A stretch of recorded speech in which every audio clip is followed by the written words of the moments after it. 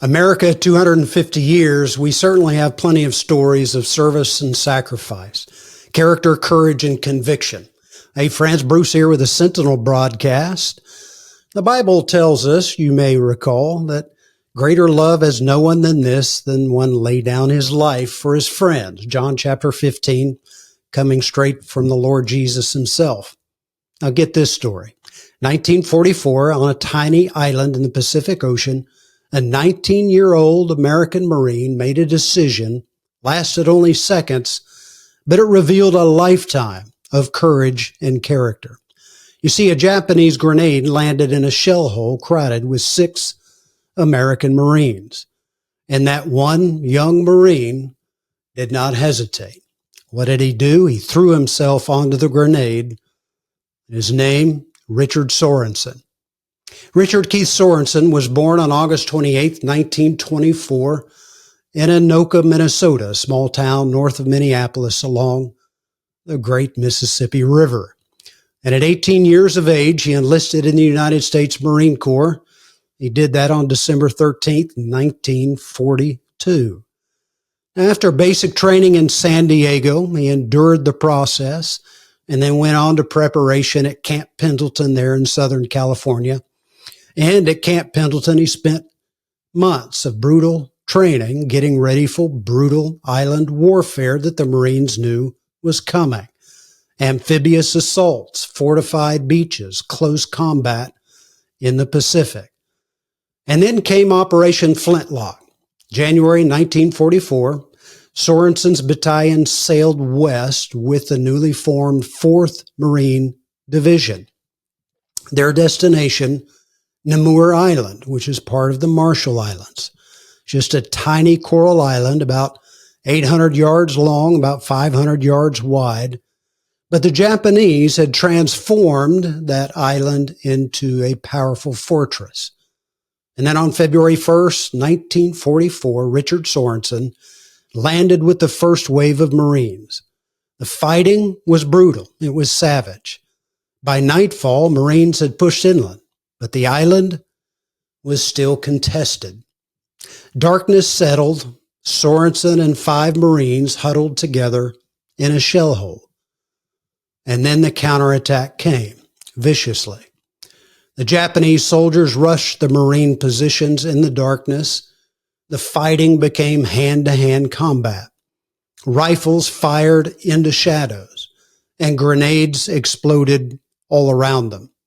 The shell hole shook with chaos, and then it came, a Japanese grenade landing right beside 6 Marines.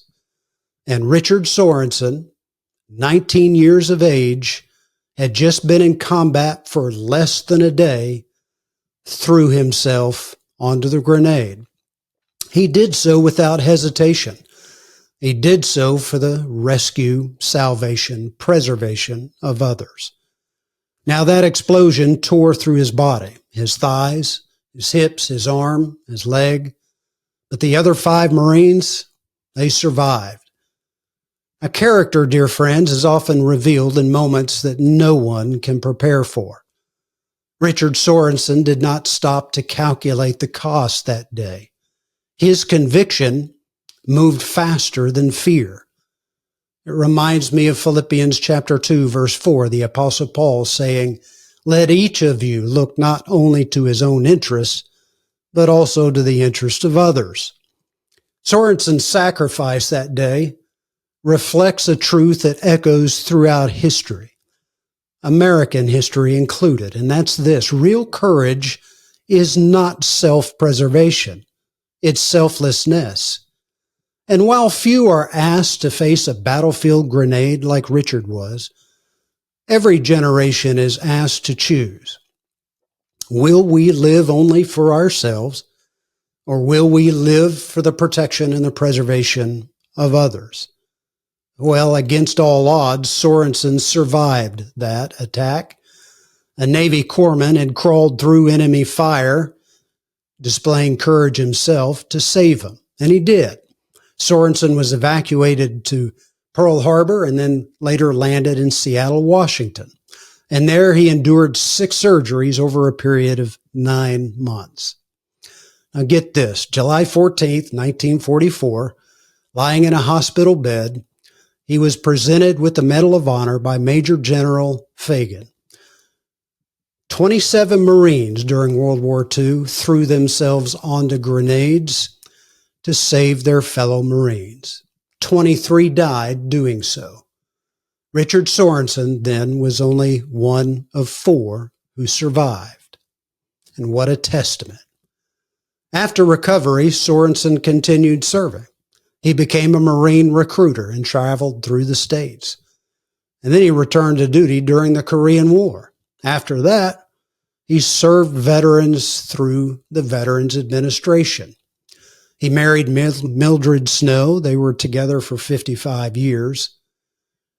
And then Richard Sorenson died in 2004 at the age of 80.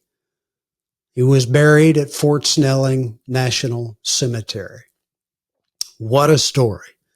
The boy from Anoka, the small town in Minnesota, who threw himself onto a grenade at 19 and then came home and spent the rest of his life remembering the 5 Marines who survived that shell hole. Friends, America is not only worth remembering, America is worth protecting. Stories like this remind us that America is worth preserving. And not because we're perfect, we have our flaws, but because of generations of ordinary people who choose extraordinary action, sacrifice over self, character over comfort, conviction over fear. And their courage still speaks today.